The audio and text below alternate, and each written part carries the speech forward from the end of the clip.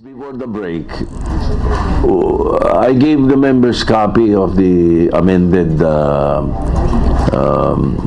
complaint of the Jesus, and then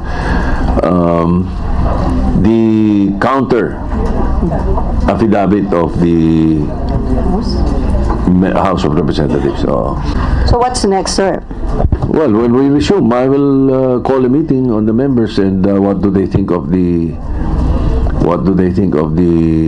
affidavit and counter affidavit, and then we'll probably decide as soon as possible para hindi na makadagdag doon sa mga problema namin hindi lang sa Senado kundi pati kila Senator De Lima at saka sa House of Representatives. So do we expect decision na po kapag nag-resume yung session by May? Yes, I think we will be able to reach a decision by then. So dun sa counter affidavit ng House, pinanindigan nila yung original complaint nila? Yes, they were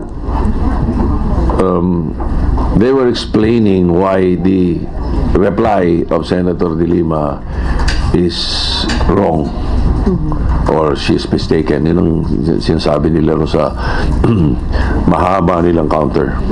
And then, pasasagutin pa ho si Senator De Lima doon sa counter affidavit na isinabit ng House? Hindi na? Hindi na siguro because it's merely a reply to her reply. So, we'll decide on it already. Masyado na matagal eh. Meeting na kami. Tapurahin na namin yun. Tatawag na lang kami ng meeting siguro. Tawag kami ng meeting. If that is enough, then we decide. If not, if any member of the committee wants a full-blown hearing, then we'll call for a full-blown hearing. If they're not ready to decide. But if they're ready to decide based on the presentations, that's enough. We don't need a full-blown hearing. I think there is urgency. We should really... ang dami mga pintasero eh. Makikriticize kayo, sir? Sinasabi ng iba, pinoproteksyon na namin. Ang sinasabi ng mga iba, kinukrucify namin. The more na iwanan mo yan, the more na ganun, hayaan mo yan, the more magkakaroon ng ganyang thinking yung iba. So, resolve it once and for all para maalis na sa agenda namin at saka hindi na kami magkaproblema. I can tell you bluntly, I'm ready with my decision based on the presentations, but I refuse to tell you what. Based on sa mga documents, I'm ready with my decision, but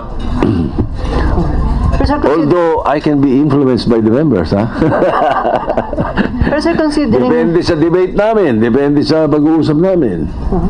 So considering naka-detain si Senator De Lima, sa tingin niyo most probably maging decision ng committee wala nang full-blown hearing, decision na lang and then dalhin na sa plenary?